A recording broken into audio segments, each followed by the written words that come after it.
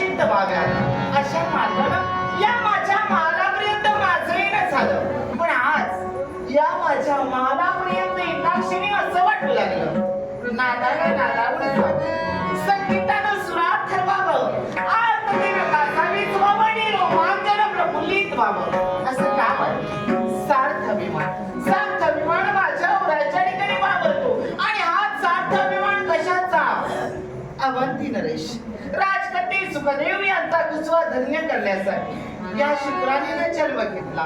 लहानाची मोठी झाली खरी, पण असं जरी असलं असेल तरी नित्य नित्य माझे बाबा माझ्या सदनापर्यंत येत आहेत आणि त्यांच्या स्वागतासाठी ही सारी जयललिता केली खरी.